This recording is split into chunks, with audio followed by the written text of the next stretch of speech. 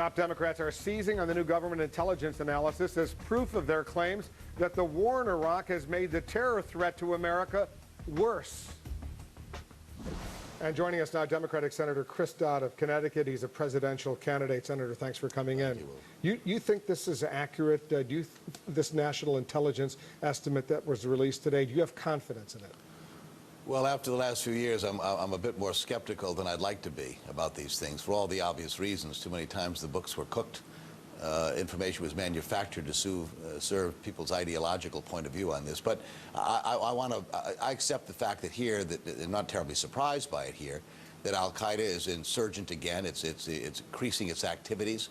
Here it's posing additional threats. That shouldn't come as any great surprise. We've turned Iraq into an incubator here. It's become basically a recruiting camp for jihadists around that part of the world, and that's been well known for some time here. Thus, one of the reasons why many of us have drawn the conclusion that we need a different mission here. I asked the question, is this the best judgment of the U.S. intelligence community, the professional analysts, the experts out there, or do you see fingerprints from political leaders, whether Vice President Cheney or others, in this document? I'm not in a position to answer that question, Wolf.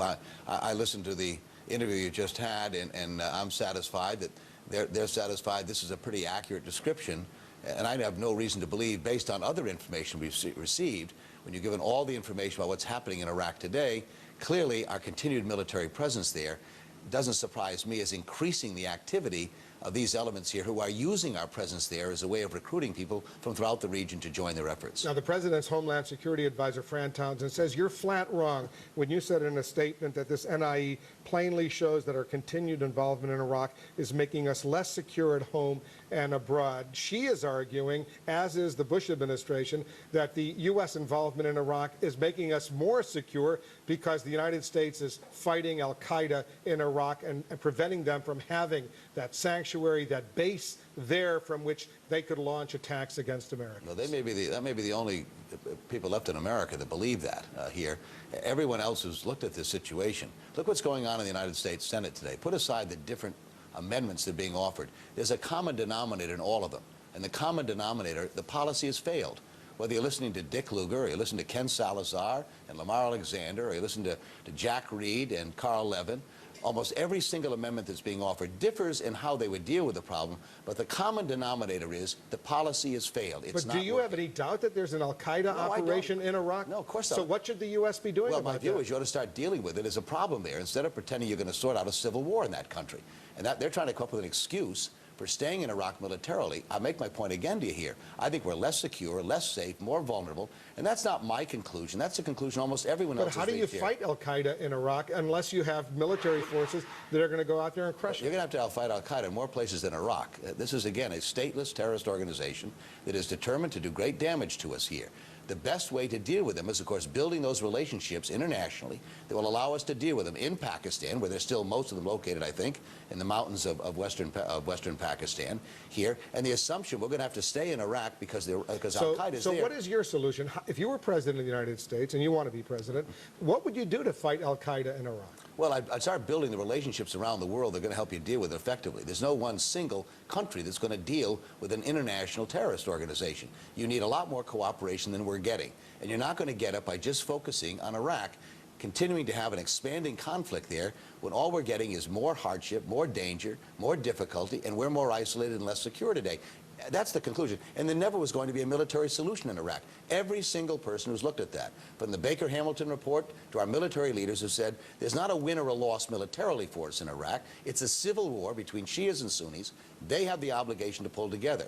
The al-Qaeda elements are utilizing our presence there to expand their ranks and to use it as a broader base of operations.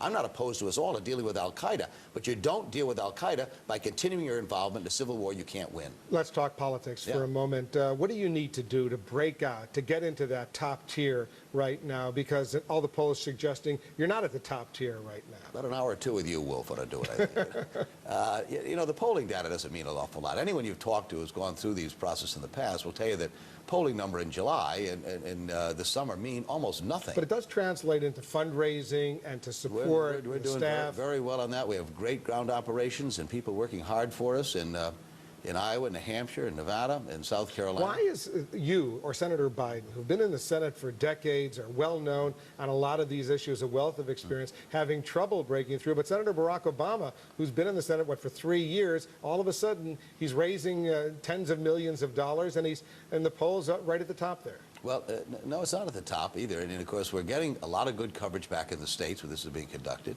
And I will tell you that people in New Hampshire and Iowa and South Carolina and Nevada are not going to choose the candidate based on how well known they are or how much money they have.